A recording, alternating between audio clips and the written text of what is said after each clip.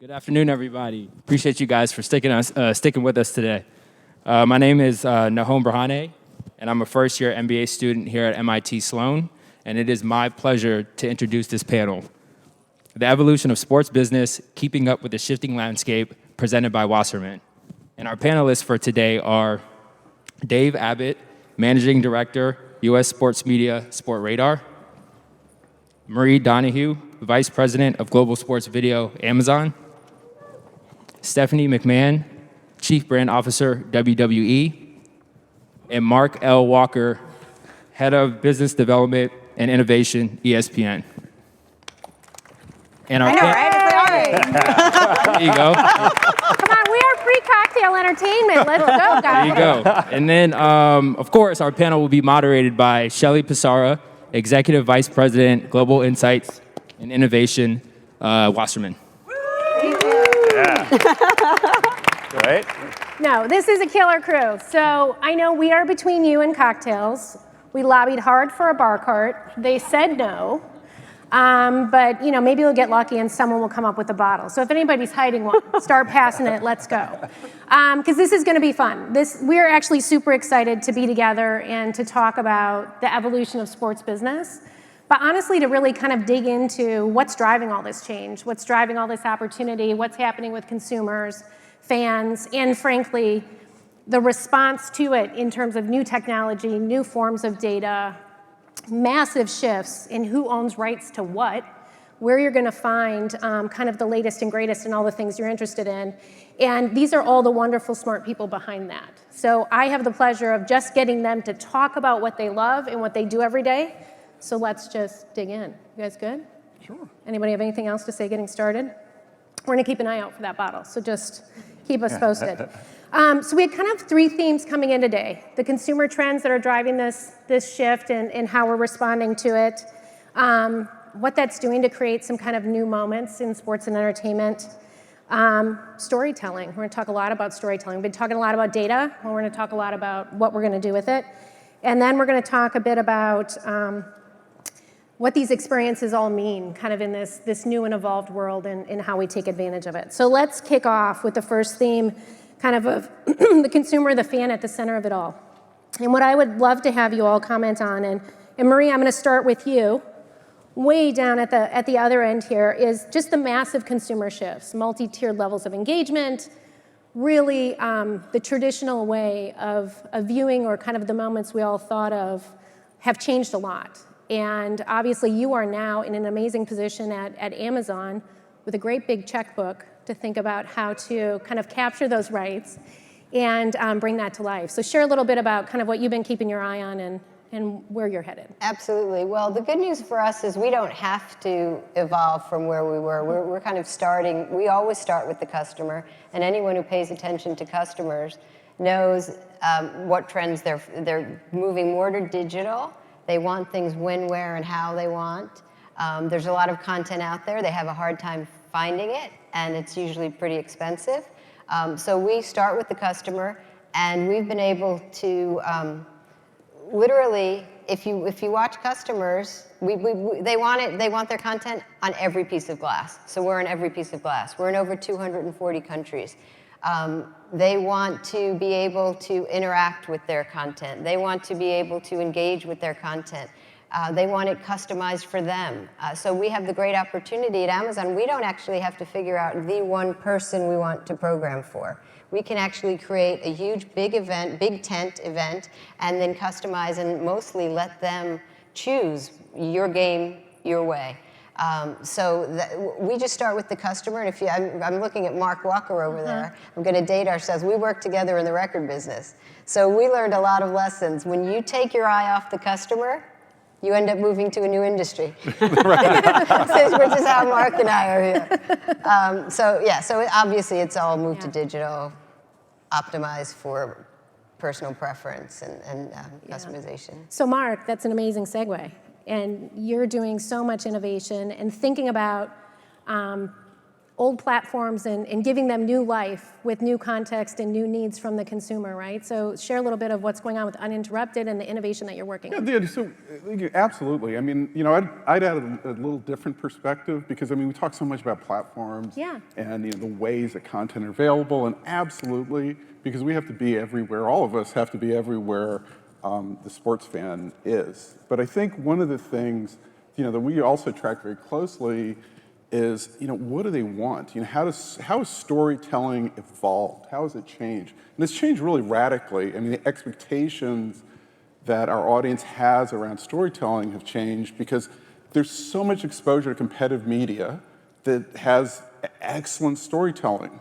I know some of those, right? And and how do we reflect that some of that same sensibility in terms of creating compelling storytelling?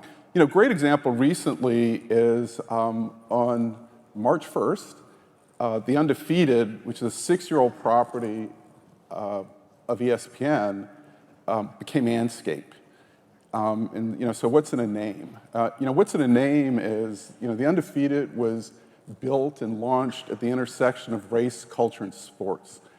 And then the rest of the world caught up to Undefeated, and Undefeated had to throw out the next marker. It had to be where the puck's going to be, to use that old thing. And where the puck's going to be next is this like really comprehensive and inclusive intersection of sports and just about everything. In this case, black and everything, because sports isn't on the court anymore. Nobody shuts up and dribbles. It's in fashion, it's in culture, it's just infused everywhere. And the way we follow our audience and the sports fan, we got to be in the same place, and we got to tell stories that align with that very deep audience need. Yeah, very much so. That's awesome. So, Stephanie, it's a perfect segue to you in storytelling. You guys are absolute masters at it. So. What? I don't know what you mean. None of our outcomes are predetermined. Absolutely none of that. We're going to save that part for when we get to gambling. Okay, great. Good. So WWE, we've been platform agnostic for quite some time because it really is all about the fan first. And you do have to reach them where they are, when they are, how they want to consume content. So we do still believe there's an opportunity, especially in linear. We also have digital and social, our AVOD strategy, and then our streaming opportunity. And we launched our own direct-to-consumer 8 years ago. So we were actually one of the first to launch, and it was called WWE Network. And we learned a lot of lessons along the way. And one of the lessons that we learned, especially as everyone else was getting into the streaming world, was that we didn't want to compete from a technology standpoint.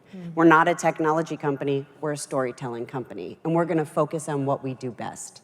So domestically, we have a partnership with Peacock for all of what was our pay-per-view business, is now called our premium live event business. That has been a shift in branding. We've seen an increase of 49% in our viewership in that platform versus when it was on WWE Network. So for that and many other reasons, it's certainly been a success. But in terms of storytelling, you have to tell stories. It's the most basic form of communication. And I think it's great how it has evolved with sports because it's the athletes too. Who are they? Why do they matter? Why do I care to watch them? That's the same as WWE superstars in the ring. Why do I care to see who's going to win or lose?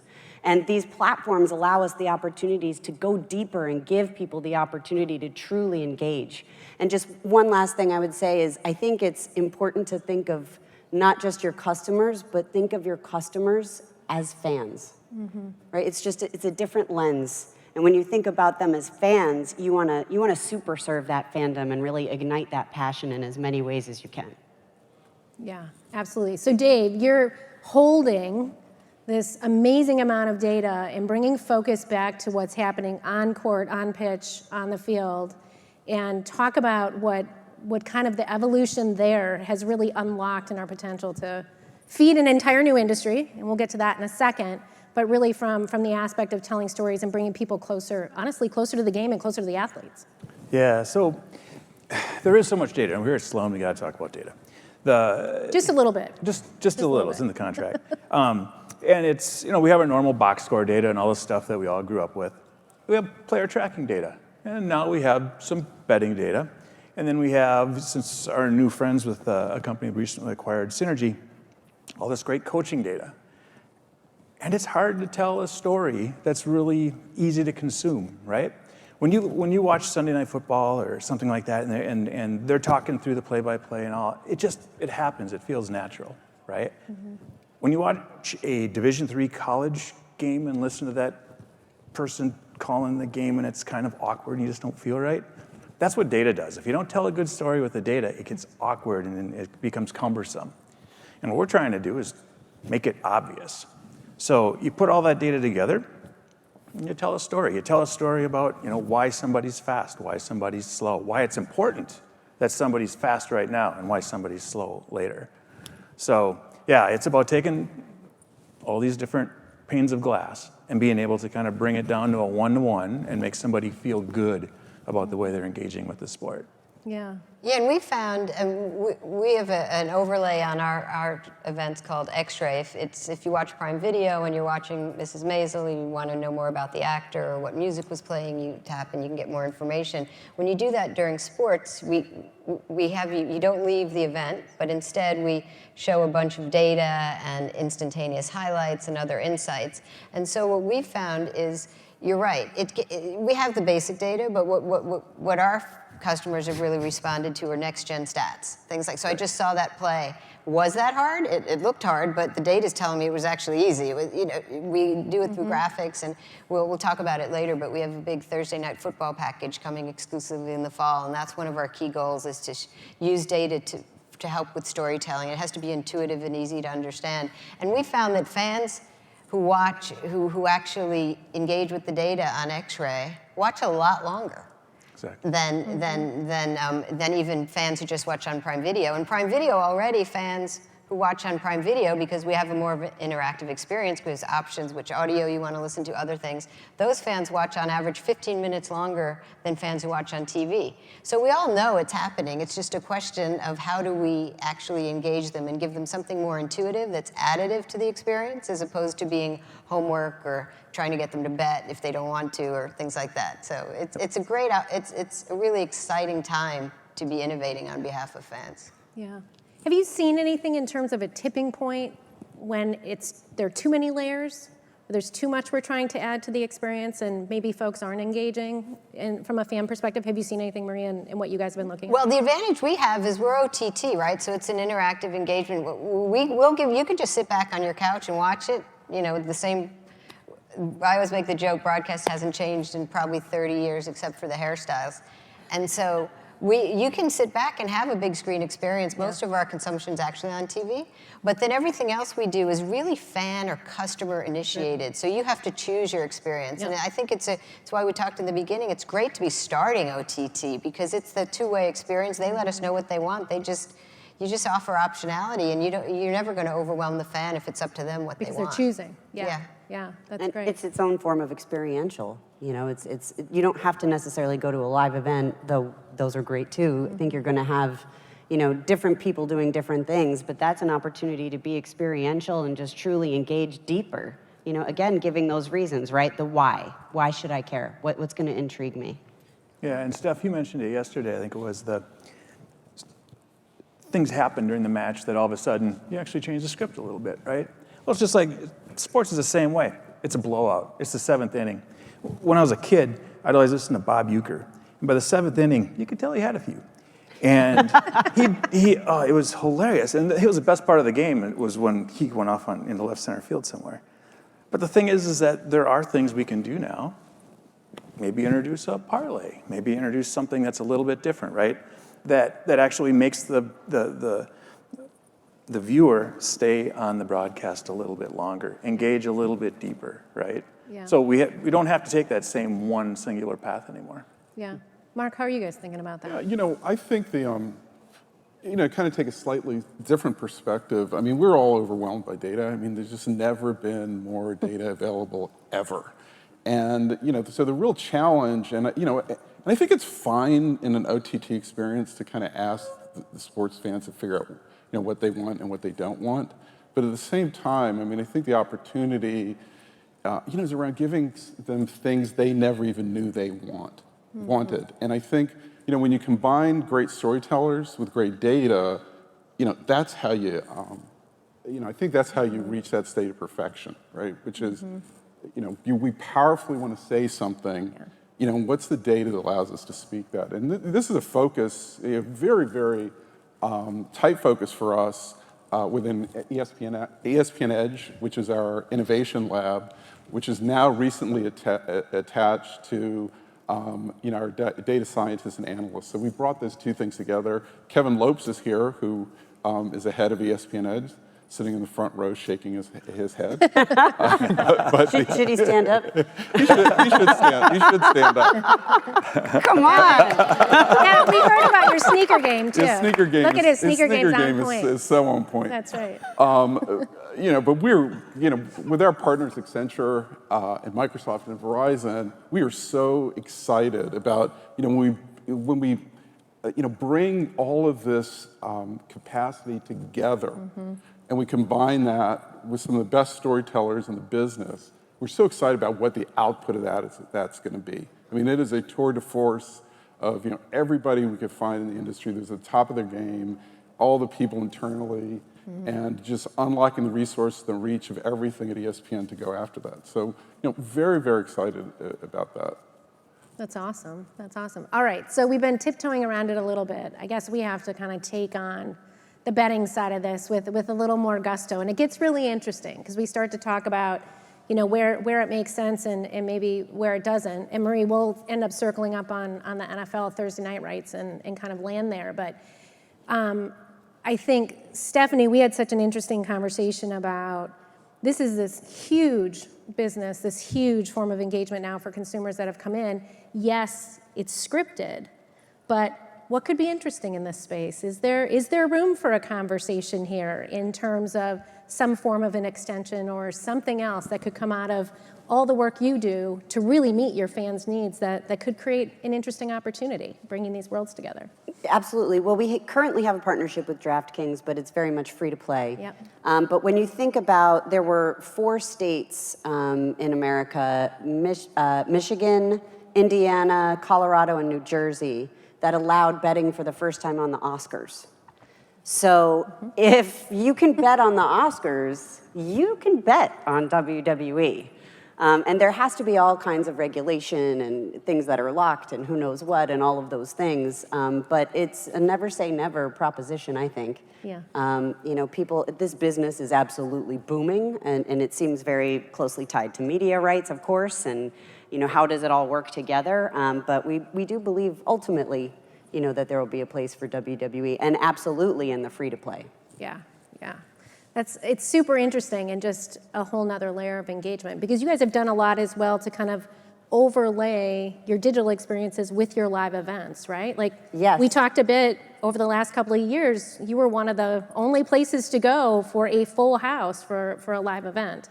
So, tell us a little bit about that. Sure. So during the pandemic, WWE never went off the air.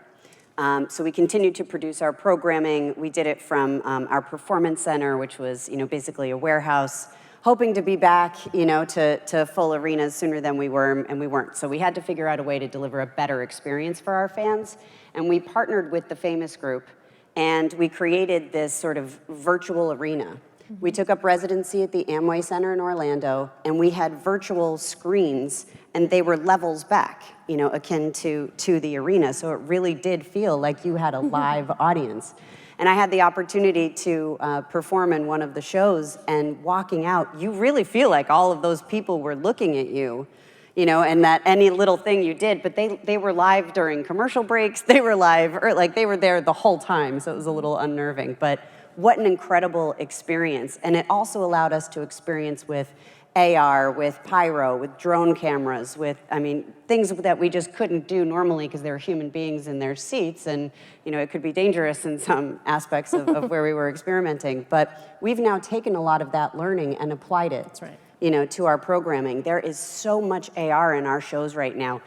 Even if you're not a fan, I encourage you to watch watch the entrances, see how we utilize these graphics and bring things to life. We just did it in a partnership with Toyota, where we had, this AR truck driving through things on our big, entrance Tron. It's 8K technology. I mean, it's just beautiful. So I think there's so many different ways to bring content to life utilizing this technology that we may not have done so quickly. Yeah, yeah.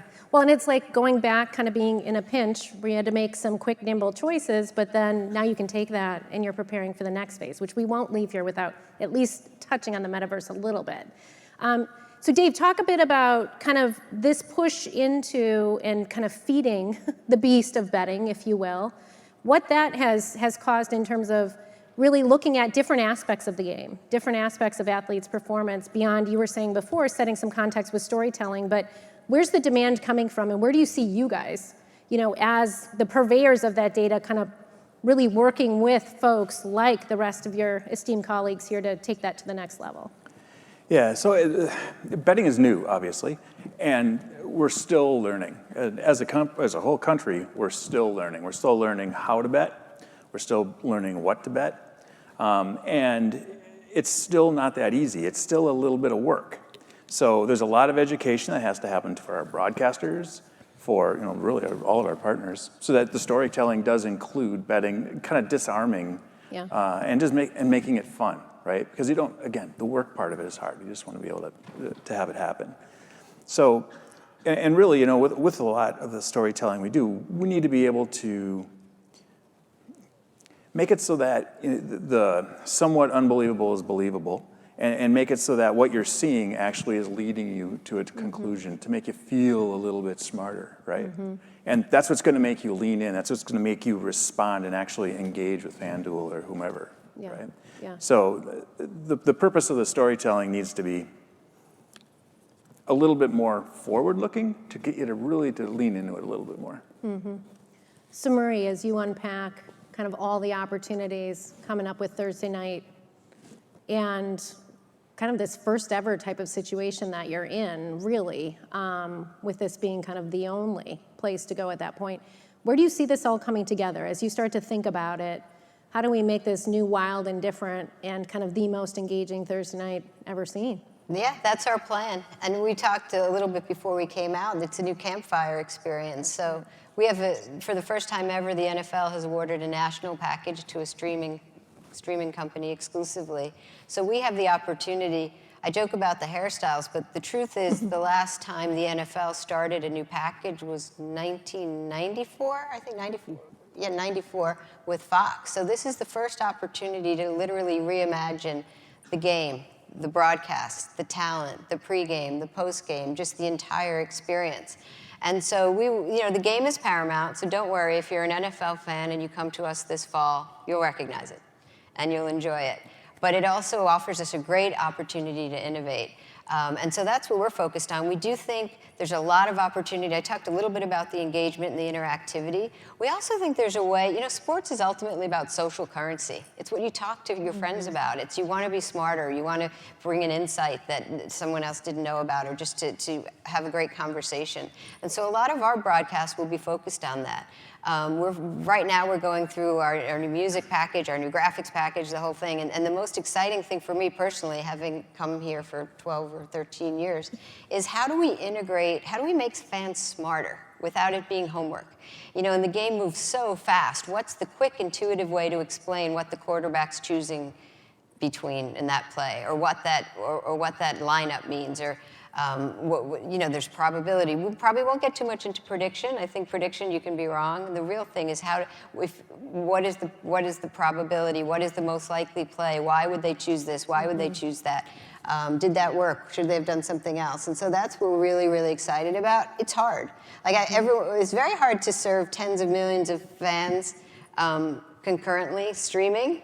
And we're doing that. That was our first battle. Now it's really, how do you make fans engage and understand all the data and all the information out there in a way that's fun and intuitive? And we're having a ball figuring it out. But we have to start with the customer. Just because we live and breathe this every day doesn't mean fans will appreciate it. So that's the part we're workshopping now, and we're really excited about it.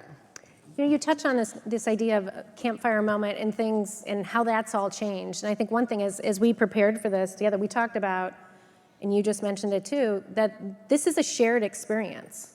For the most part, it's a shared experience, and we may all be in the same room watching something together, or we might be doing it, and we can touch on Twitch if you want to, but I would love to hear, Mark, your perspective on just stopping and recognizing that really enjoying sports and entertainment is a shared experience and what that kind of opens us up to as we think about current mediums and future. Yeah, look, I mean, I think the, really the rise of significance of social media for us and for sports generally really kind of, really points the way there. I mean, it's all conversations. You know, we've had tremendous success on platforms like TikTok, which, I mean, are not obvious for ESPN or for sports.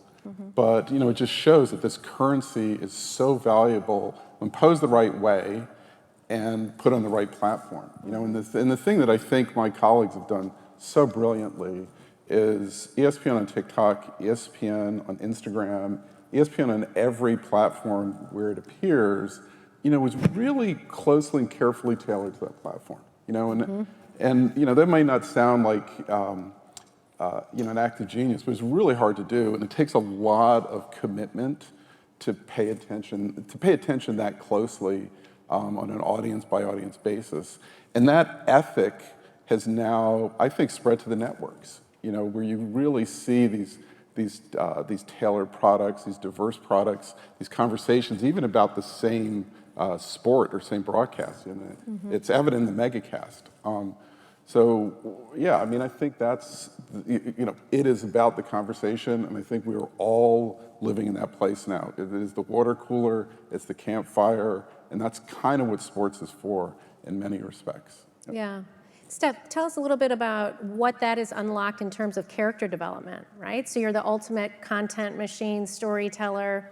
What does creating these shared experiences and dialogues between all the characters in your story been unlocked in social and in digital? Sure, and there's so many things I want to say. So I'm going to go try. for it. We're here. One of the things that I think is important is testing and learning, right? Especially on these platforms, because it's not only paying attention. It's also trying things and letting the audience know you're trying things. And what's cool about this time period is that the audience wants you to try things, and they then want to tell you what they think. You just have to listen. And listen to the bigger themes that come out of it, harkening back to the multitude of data that we all have. What are the bigger key themes that we can then pull out of? But shared experiences are really what WWE is all about. And when you think about TikTok, so we tested a recruiting strategy through TikTok, and it did not work. It worked a little bit, but not well. And shortly thereafter, we then did a ring announcer contest for SummerSlam to find our next ring announcer, and that worked very well. So we had to find, what was it that worked for that audience, and now we just recently announced that we're going to have a TikTok digital correspondent. So there's a contest for that. So it's just another way to sort of engage. And you have to, when you're thinking about all of these different platforms, it really does create the opportunity for people to connect in ways that they didn't necessarily anticipate before. Yeah. And then how do you bring that together down the funnel? WrestleMania, which is akin to our Super Bowl, typically sees people from more than 60 countries, all 50 states, all different backgrounds, beliefs, religions, et cetera, and they all come together to share this one thing that they love. And then digital allows them to do that even when they're not live in the arena. And that, I know we're going to talk about it in a minute, but that is what excites me so much about the potential of the metaverse, right? It is really all about these shared experiences and doing the things that you love. So that's how we look at it. Yeah, and I think the testing and learning approach is interesting. I mean, just share for a minute, honestly, what you're doing kind of moment to moment as you're having an event. Oh, so I now this get was where fascinating. you're going. So yeah, sometimes there is, a lot of improv in what we do. And it's all based on audience reaction when you're live in the moment. So you could, whether you're speaking on the microphone or you're in the middle of a match, cheering, good. Booing, also good. Silence, unless it's intentional, not good. right? And you have the opportunity to respond even in a match, right? Like, wow, what we're doing isn't working. How are we going to fix this? And we also then rely on social media. We rely on e-commerce sales. We rely on, basically any aspect of data that we can get to supplement what we're feeling from that live audience. But, never negate the live audience. The live audience is critical. They are, I think, one of your most core, passionate fans are coming out to really experience with their families, with their friends, whatever it is, generationally. And that matters. Absolutely. I think that's fascinating. Marie, talk a little bit about, as you look out and think about kind of bringing this to life across multiple platforms, creating these forms of engagement. Yes, there's going to be a live audience, obviously, in wherever the games are being played, but social acts as a bit of a live audience. I know we do a ton of work in the social and digital space, and we are monitoring real time, millions and millions of people having big conversations and sentiment. How do you guys think about that and kind of integrating that feedback into your work? Yeah, well, we obviously watch social, and social sentiment's important, and we engage with our customers there. But we also have Twitch. So Twitch to us, which isn't often called a social network, it really is, and it's a community network. So those of you who know Twitch, it's an opportunity to actually, what we do is we show the NFL games on Twitch. So you can watch the game with your favorite creator, your favorite talent, and with that community. And so it's a generational, that's a live audience for a younger generation. And the Twitch demos are so young. It's incredible, and it's a great way to reach that audience. And it's not even a lab, it's live. You're seeing every day. I mean, they are engaging. We also do some NFL shows on Twitch outside of the game broadcast. And they're interactive shows, so you know immediately what's working, what's not working, and they expect that. So that's why as we launch Thursday Night Football and engage in even other and license other rights, that's the piece that we've really learned a lot. That it's a live pulse, and it's the best of sports. It's the live community, and it's the most exciting part of sports where you know what they like and don't like. And so it's a great sandbox for us, and we continue to see that's more and more the way broadcast will be going, because we're already two-way, but it will continue to be two-way and continue to be communities and interactivity, and not just having an opportunity to impact what you're seeing. Yeah, that's fantastic. Dave, how does kind of the real-time performance on the field or the court, really feed into this in terms of how are you working with folks like what everybody's doing here, but as well as other clients in terms of capturing that and having them manage it in a response to it in real time? Talk a little bit about that. I don't actually know the intricacies about how it may work and any sort of a lag in time that could exist, but share a little bit about that. Yeah, so I mean, the way we take the data and use it more in real time, it does really relate back to the storytelling, right? We talk about the fastest guy in the NFL game. Well, he's the guy that's running down on a punt. That's not really particularly interesting. But the fastest guy in the NHL is going to be somebody, probably a defenseman skating back into the corner to retrieve the puck. Okay, well, that's whatever. Oh yeah, he's on a power play. Okay, that's starting to get more interesting. So now it's, if you start to look at a defenseman, a great example this morning about not having so many block shots. So we're late in the game, he's only got 2 block shots, what's the matter with him? And well, in reality, he's a really effective player because he's diffusing that play before it happens. The shot doesn't happen, right? As a defenseman, I ate a lot of pucks. I have a hard time getting out of bed in the morning. The thing is that, being able to tell that story real time, as the box score develops and all these things happen, it makes it a lot more engaging, a lot more fun. You can explain, oh yeah, this is why this is happening, right? So being able to actually follow the player tracking, follow the coaching outlet, follow all that stuff, those are the things you have to do to be able to go that extra step. Because the talent calling the game, turns out they're kind of engaged calling the game. You need to be able to bring these things forward and help them use their own voice to bring those things. Yeah, that's awesome. So how's the metaverse going to change all this? What do we think here? We're kind of snickering a little bit under our breath at the same time, saying, how much is it going to change?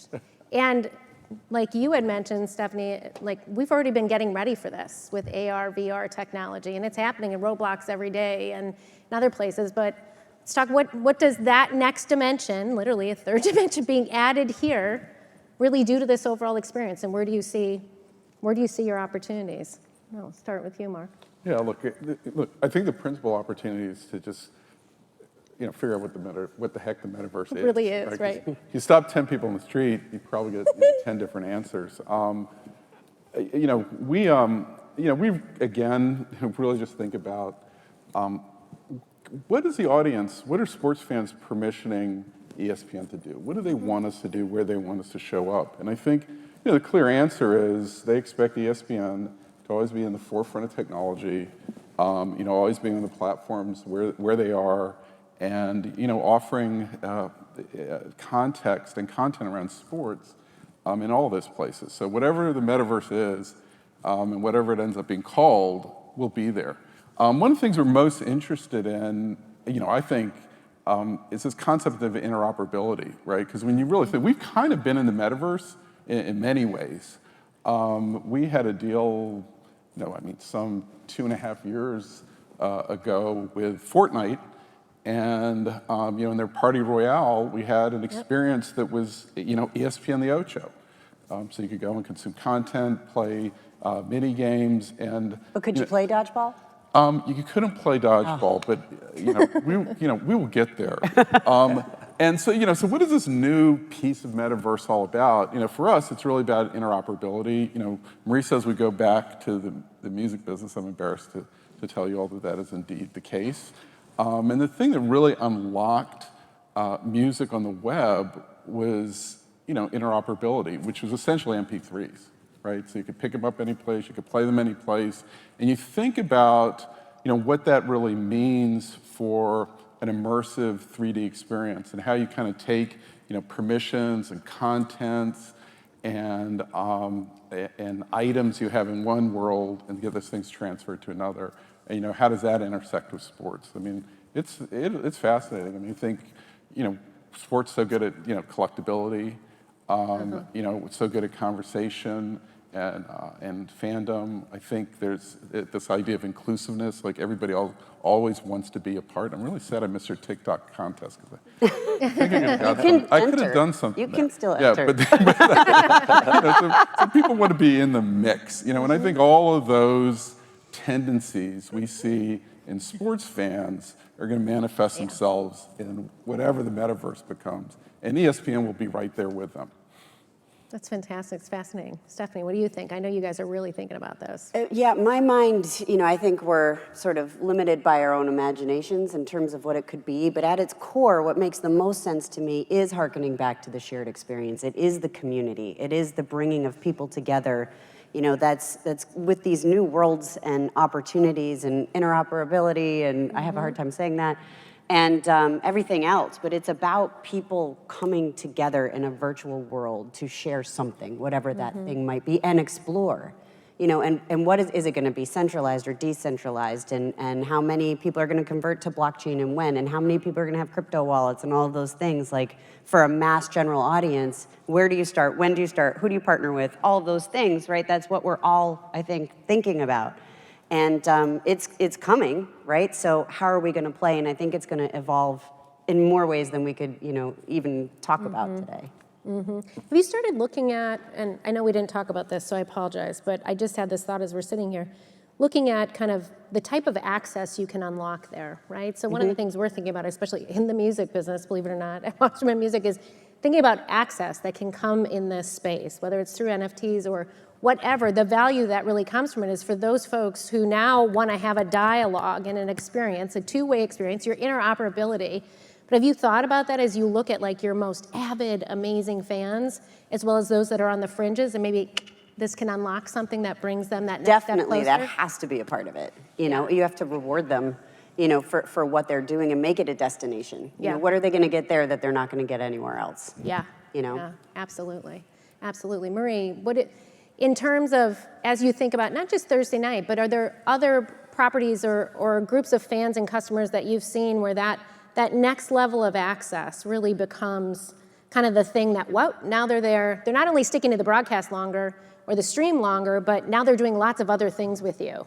Yeah, we found it actually, it's a little old school. I'll give you an example. We have a series called All or Nothing, where you can follow Man City or Arsenal, different teams. And we found that level of access really makes fans obviously then much more interested and understand more the live events we show. So then the Premier League game matches we show in the UK. We have a great Wayne Rooney doc right now that's actually out globally, so people should watch it. And it's giving, the level of access and understanding of those athletes, then it's a natural progression and to have them, they also understand the game more, understand what the coaches and the players are going through. And so we've found that.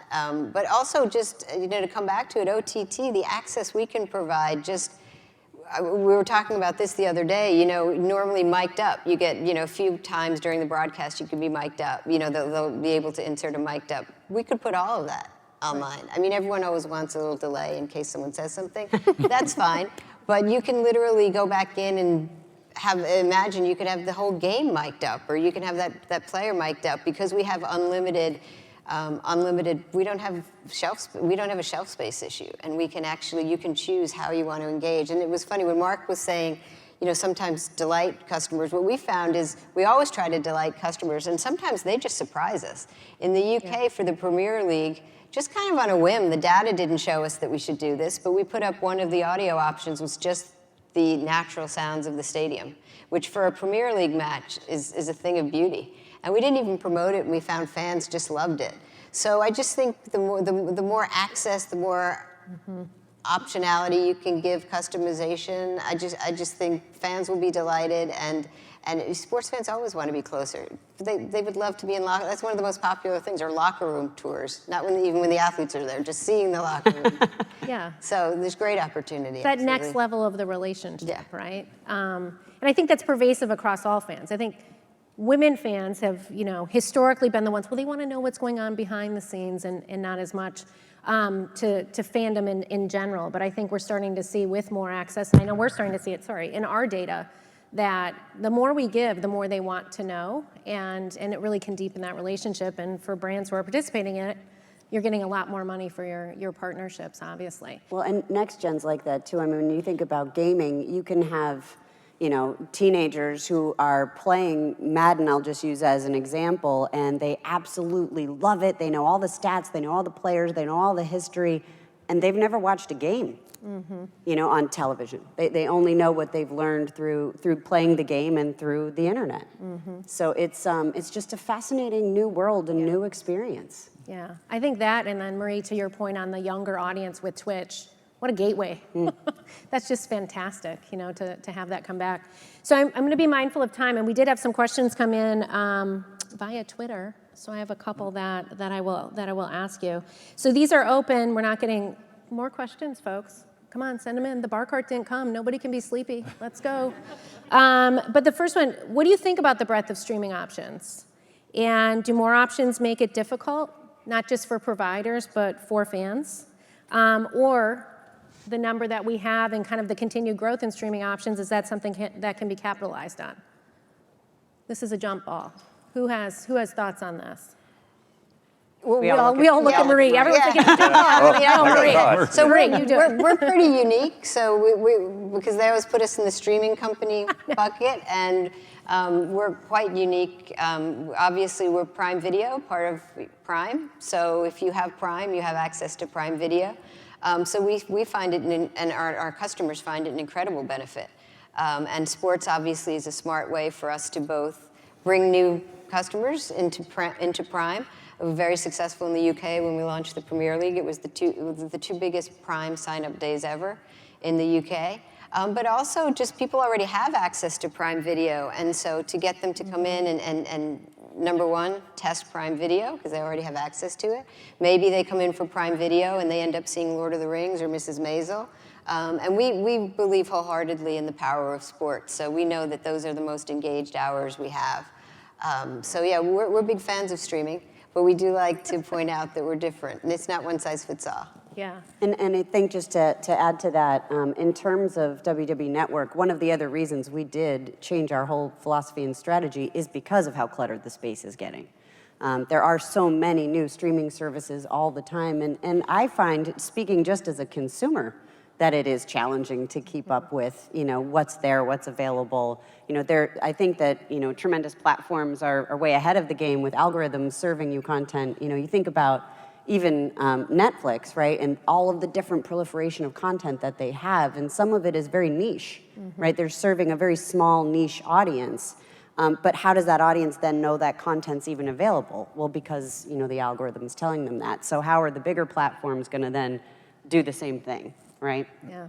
Yeah, I think discoverability is one of I think one of the principal challenges now. Where there's such fragmentation in sports rights, and I think that's I think in many ways it's good, because so many different perspectives offered by different sports media companies, and I think ultimately it kind of moves us all along. We all get better by virtue of that competition. But from a consumer perspective, I'm a rabid Premier League fan. And to kind of find the game I want, the match I want about the team I love is a really, really tough challenge, right? Because there's fragmentation kind of across competitions, right? But then there's also fragmentation even within media companies. What's on streaming, what's on the principal channels, and to just find what you want at any given time is that's a problem we all have to come together and figure out how to solve. It's funny, I just saw Bo Han, who's a principal of a company called Buzzer, and what's so great is there are so many cool ideas out there. Like what their whole plan is to push little clips of highlights and put those into your notification stream, and then it'll take you to whatever platform is offering it and offer you different levels of transactions. Like you can do micro subscription, you can subscribe to the whole thing. I'm not saying that's a holy grail, but I'm saying there's room for a lot of good ideas, about how to overcome that fragmentation. How to give sports fans who are very particular about what they're looking for and when, really how to super serve them. Yes. Yeah, and I'd +1 on that. Discoverability is the biggest problem. We covered 425,000 matches live last year. Yeah. I'm shocked at how many things I can find my way to watch now that I know they're there. Yeah, but you didn't before, right? Well, The process of being in this business helped you find it? Yes, you have to be an expert to be able to find it. And we have legions of people all over the world to help you find it. Yeah. So yeah, there's a lot more than I got FOMO. I really didn't realize how much I was missing until I actually saw it. That's amazing. That's amazing. So Mark, while you're here, there's a question for you. Uh-oh. So you opened up about Anscape. How do you feel about hyper-segmentation and how to elevate those stories worldwide? Yeah, well, fortunately, I'm part of a larger company, the Walt Disney Company, which is great at storytelling. And one point of discovery, I think, over the last few years, kind of, even starting with films like Black Panther and, more recently Encanto, there's this idea like even if you tell very niche stories in a very authentic way that address universal themes, those stories can become important. At the time that Black Panther came out, I sat in the Consumer Products and Parks and Resorts group, and nobody thought that movie would perform outside of the United States, right? Because they felt that the themes were really oriented really towards African American themes, and those things just wouldn't resonate. The film performed incredibly well in like Poland and China and all these places where it was wholly unexpected.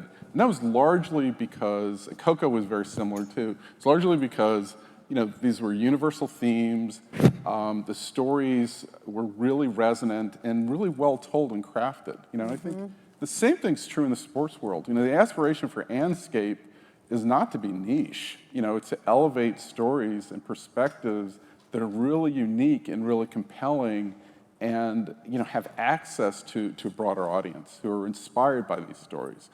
So for us, there's no niche, right? There's always these, points of attachment to very passionate audiences, and the opportunity to broaden those stories through excellent storytelling and authenticity. Yeah. We've certainly found that with WWE. When you break it down in its most simplistic and basic form, it's good versus evil, right? And that works everywhere, all over the world. And we're in, 180 countries, 1 billion homes around the world, all that good stuff. Even if we do have local commentary, you don't necessarily need it. You can figure it out because it does speak to a universal truth that's been around really since all of us have. Yeah, yeah, that's pretty phenomenal. So while I have you, there is a very specific question. Oh, okay. Okay? So what influenced the recent shift from WWE's decades-old practice of not acknowledging competitors to introducing Mickie James as TNA champion? To that end, do you see AEW as a competitor or an opportunity for partnership? Oh, very interesting question. Right? Well, we look at everything as competition. And that just goes for anything that's competing for people's time, right? Yep. No matter what it is. So, in that vein, I would say absolutely, AEW is competition, everything's competition. Could there be a partnership with AEW? I don't see it happening anytime soon, but, you never know what's gonna happen.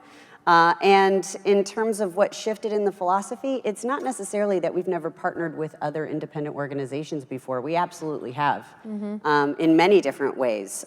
So it's not necessarily new, but sometimes it is good, to partner and do something a little bit different and engage and surprise and delight your audience. Yeah, because they'll tell you. They will. Right? They're absolutely going to tell you, and I think that's been a recurring theme here. So I have one general question, so this is open to everybody.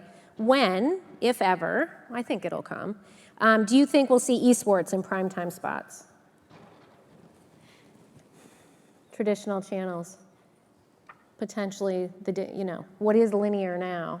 When do we think that could happen in some primetime spots? Anybody have thoughts on that? It's already happening. Yeah. Right? So drone racing has been during the day. That's not necessarily esports, but the closest to it when you look at that fan base. We do a lot of work on that fan base. But esports in general. Yeah, but look,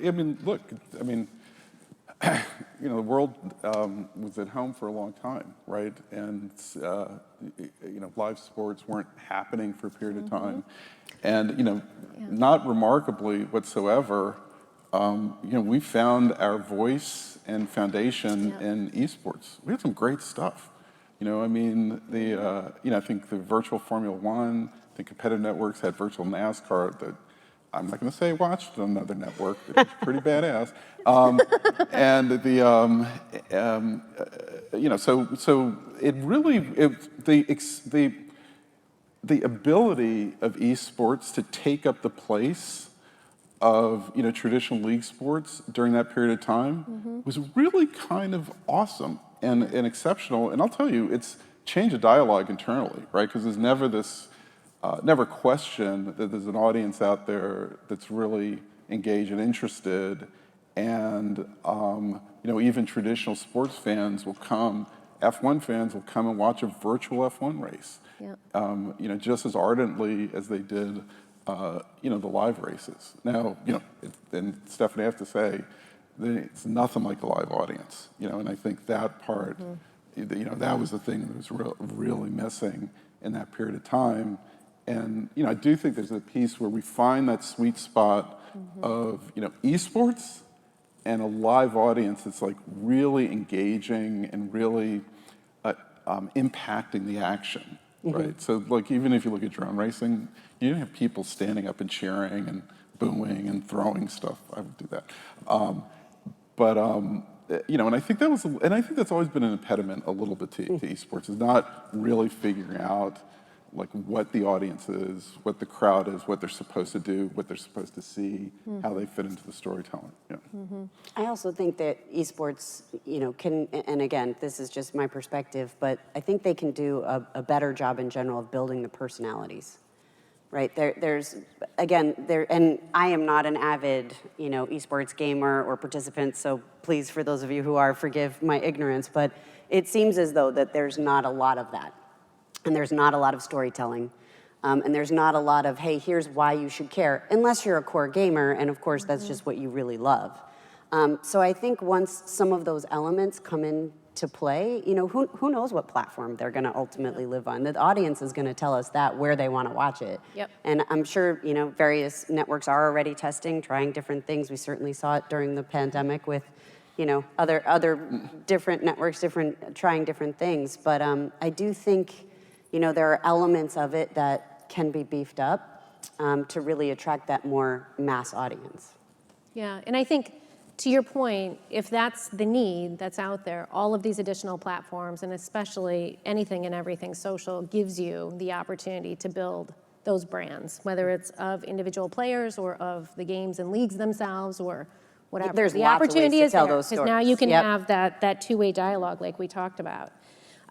So another one for you is, since everything is cyclical, someone's teeing up here, do you see a return to game event access in a pay-per-view format in a really major way moving forward, separate from what's happening just in the streaming space? So do you see yourselves doubling down on any sort of additional access in a pay-per-view format? I think so, but again, it's going to depend on the platform and the experience we're looking for our fans to have. Yeah.